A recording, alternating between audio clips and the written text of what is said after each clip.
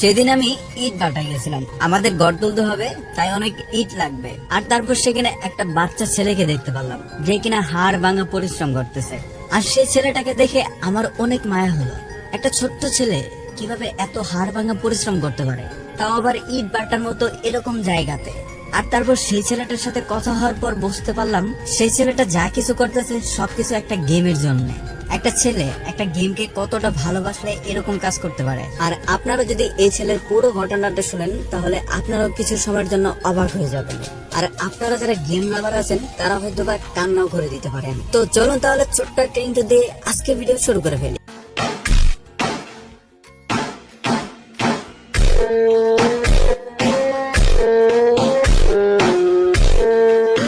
ছোট্ট ছেলে এতগুলো করে ইট একাই নিয়ে গাড়িতে করতেছে, যেগুলো কিনা তার বয়সে করা একদমই ঠিক না।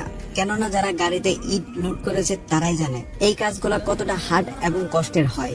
তো তারপর সেই ছেলেটা কাজ করতেছে, আর এটা দেখে তাকে আর আমি ডাক দিলাম না। যদি আমার ডাক দেওয়ার কারণে তার কাজের ডিস্টার্ব হয় তাহলে হয়তো বা তার মহাজন তাকে অনেক বকবে। আর এটা ভেবেই তাকে আর আমি ডাক দেওয়ার সাহস পেলাম না। তো তারপর আমি আর আমার বাবা সেখানে ভালো ইট দেখে ইটের বায়না দিয়ে চলে আসি বাড়িতে।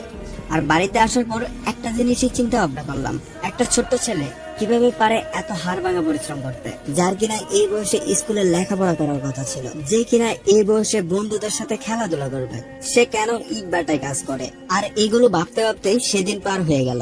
আর তার ঠিক 2 দিন পর আমরা আবার গেলাম সেই ইট বাটায়, কারণ আমাদের ইট গুলা নিয়ে আসতে হবে। আর তারপর আমি সেই ইট বাটায় যাওয়ার পর আমি মনে মনে খুঁজতেছিলাম সেই ছেলেটা কোথায়, কারণ আমার জানতে হবে এত কম বয়সে কেন এই ছেলেটা এত পরিশ্রম করতেছে। আর এই বিষয়টাই আমার মাথার ভিতরে বারবার ঘোরাফেরা করতেছে, কখন আমি সেই ছেলেটার সাথে কথা বলবো। আর এগুলো ভাবতে ভাবতে আমার আব্বু আমাকে ডাক দেয়। তারপর আমরা ইট কেনার সম্পূর্ণ পেমেন্ট কমপ্লিট করি। এখন শুধু বাকি আছে ইট গুলা গাড়িতে লোড করে আমাদের বাড়িতে আনা। আর হ্যাঁ, আমরা কিন্তু ইট কেনার সময় গাড়ি ভাড়ার টাকা সহ একসাথে দিয়ে দিয়েছি। আর তারপর আমাদের ইট নেওয়ার জন্য যে গাড়িটা দরকার সেটা চলে আসে। আর তারপরে লক্ষ্য করি গাড়ির সাথে সেই ছোট্ট ছেলেটাও আসে, আমাদের ইট গুলা গাড়িতে লোড করে দিবে তাই। আর তারপর সেই ছেলেটাকে দেখে আমি মনে মনে একটু খুশি হলাম, আর বলতে শুরু করলাম, দেখ ছেলেটাকে খুঁজে পেলাম। খানিকটা খুশি হওয়ার পর আবার মনটা খারাপ হয়ে গেল, কেননা এই ছোট্ট ছেলেটাকে আবারও অনেক পরিশ্রম করতে হবে। তো তারপর আমি সেই ছেলেটাকে ডাক দিলাম আমার কাছে এবং বললাম, তোমার নাম কি? তারপর সেই ছেলেটা বললো, জি ভাই আমার নাম মাহিম। তারপর আমি সেই ছেলেটাকে বললাম, তোমার বয়স কত? তখন সেই ছেলেটা বললো, আমার বয়স 11। তারপর আমি বললাম, 11 বছর বয়সে তুমি এই কাজ করতেছো কেন? তুমি স্কুলে যেতে পারো না? তখন সেই ছেলেটা বললো, ভাই আমি স্কুলে যাই তো, এখন আমাদের স্কুল বন্ধ দিয়েছে। তো তারপর আমি সেই ছেলেটাকে বললাম, তোমার বাড়িতে কে কে আছে? আর গাইস, যারা যারা এখনো ভিডিওটিতে লাইক করো নাই অবশ্যই ভিডিওটিতে লাইক করো। চ্যানেলটিতে নতুন হলে অবশ্যই চ্যানেলটি সাবস্ক্রাইব করে পাশে থাকা অল নোটিফিকেশন বাটনটি অন করে দিও, যাতে করে আমাদের চ্যানেলের নতুন নতুন ভিডিও সবার আগে পেয়ে যাও। তো তারপর আমি সেই ছেলেটাকে জিজ্ঞেস করলাম, তোমাদের বাড়িতে কে কে আছে? তখন সেই ছেলেটা বললো, আমাদের বাড়িতে মোটামুটি সবাই আছে, মা বাবা ভাই বোন সবাই। তখন আমি সেই ছেলেটাকে বললাম, তোমার আব্বু কি করে? তখন সেই ছেলেটা বললো, আমার আব্বু মানুষের জমিতে কাজ করে। তারপর আমি সেই ছেলেটাকে বললাম, তোমার আব্বু যে মানুষের জমিতে কাজ করে সেই টাকা দিয়ে কি তোমাদের ফ্যামিলি চলে? তখন সেই ছেলেটা বললো, হ্যাঁ আমরা কোনো মতো ডাল ভাত খেয়ে পাঠিয়ে দিতে পারি। আর তারপরে আমি লক্ষ্য করলাম সেই ছেলেটার গায়ে ছেঁড়া কাপড় চোপড়। তারপর আমি আর জিজ্ঞাসা করলাম না, তোমার গায়ে ছেঁড়া কাপড় কেন? কেননা আমি খুব ভালো করে বুঝতে পারছি সে কেন ছেঁড়া কাপড় পরে আছে। আর তারপর হঠাৎ করে আমার বন্ধু আমার ফোনে কল দেয়, আর তারপর বলতেছে, গেমে ঢুকছিলে আজকে, দেখ কোবরা বান্ডিল আবার ব্যাগ দিয়ে দিয়েছে। তারপর আমি বললাম, সত্যি নাকি? তখন আমার বন্ধু বলল, হ্যাঁ বিশ্বাস না হলে গেমে ঢুকে চেক করে দেখ। তো তারপর আমি বন্ধুর কথা শুনে সেখানে দাঁড়িয়ে গেমে ঢুকি, জাস্ট শুধুমাত্র ইভেন্টটা চেক দেওয়ার জন্য।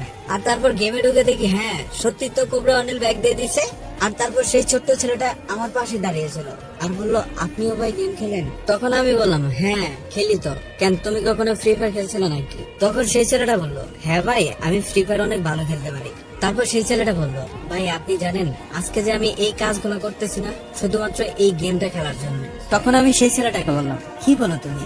এই গেম খেলার লাগে এত পরিশ্রম করতেছো তুমি? তখন সেই ছেলেটা বললো, শোনেন তাহলে আমার বাবাই মানুষ সেই কাজ করে যে টাকা পায় তা দিয়ে আমাদের কোনো টেনে টুনে দিন চলে যায়। তো তারপর আমার আব্বা একদিন কাজে গেছিল, আর এরপর একটানা পর 20 দিন পর আমাদের বাড়িতে আসে, কেননা এই কয়দিন অন্য এলাকায় গিয়ে ধান লাগাইছে। কিন্তু এবার আসার সময় কই থেকে জানি একটা ফোন নিয়ে আইছে। আর সেই ফোনটা নাকি 3,000 টাকাতে বন্ধক নিয়েছে। আমার আব্বাই তো ফোন বেশি একটা চালাইতে পারতো না, মূর্খ মানুষ, লেখাপড়া করে নাই, তাই মোবাইল সম্পর্কে বেশি একটা জানে না, তাই ফোন বেশিরভাগ সময় বাড়িতেই রেখে দিত। আর তারপর হঠাৎ করে একদিন আমার একটা ফুফাতো ভাই এসে আমাদের বাড়িতে বেড়াইতে, আর আমার ফুফাতো ভাই ফ্রি ফায়ার খেলতো। আর সেদিনও আমাদের বাড়িতে এসে ফ্রি ফায়ার গেমটা খেলতেছিল। আর তারপর সেই গেমটা খেলা দেখে আমার অনেক ভালো লাগে। আর তারপর আমি ফুফাতো ভাইকে বলি, আমার একটু গেমটা খেলতে দিবা? তখন আমার ফুফাতো ভাই বললো, না না, তুমি এই গেম খেলতে পারবে না, উল্টা আমারে মাইনাস খাইবা। তখন আমি ফুফাতো ভাইরে বললাম, আমাদের করে একটা ফোন আছে, আমি কি ওইটা দিয়ে খেলতে পারবো? তো তারপর আমার ফুফাতো ভাই বললো, কই নিয়ে আসো তো দেখি। তো তারপর আমি সেই ফোনটা নিয়ে আসি, যেটা কিনা আমার আব্বু বন্ধক রাখছিল। তারপর আমার হাতের ফোনটা দেখে বললো, হ্যাঁ এটা দিয়ে খেলা যাবে। আর তারপরে আমার ফুফাতো ভাই তার ফোনে থেকে হটস্পট দিয়ে আমাকে গেমটা ডাউনলোড করে দেয়। আমি সেদিন আমার জীবনে সর্বপ্রথম ফ্রি ফায়ার গেমটা খেলছিলাম। সেদিন আমি গেমের ভিতরে একটা এনিমিও মারতে পারি নাই, কিন্তু আমি গেম খেলে অনেক মজা পেয়েছিলাম। আর তারপরে থেকে আস্তে আস্তে আমি সেই ফোনে গেম খেলা শুরু করে দিই। আর এরপরে থেকে আস্তে আস্তে এনিমিকে মারতে পারি, গেম খেলতে ভালো লাগে। আমি কিন্তু রেগুলার স্কুলে যাই ভাই, আমি কিন্তু স্কুল মিস দিয়ে গেম খেলি না। সারাদিন স্কুলে থাকতাম, স্কুল থেকে আইসা বাইরের পোলাবানের সাথে মোবাইল নিয়ে গেম খেলতাম ফ্রি ফায়ার। তো এইভাবে সেই ফোন দিয়ে 4-5 মাস খেলার পর হঠাৎ করে সেই লোকটা আসে, যে কিনা আমার আব্বুর কাছে ফোনটা বন্ধক রেখেছিল, এবং আমার আব্বুর কাছে টাকা ফেরত দিয়ে ফোনটা নিয়ে নেয়। আর ফোনটা ফেরত নেওয়ার পর থেকে আমি আর কখনো ফ্রি ফায়ার গেমটা খেলতে পারি নাই। আমাদের এলাকায় অনেক পোলাপান আছে যারা কিনা ফ্রি ফায়ার খেলে বিকাল বেলা।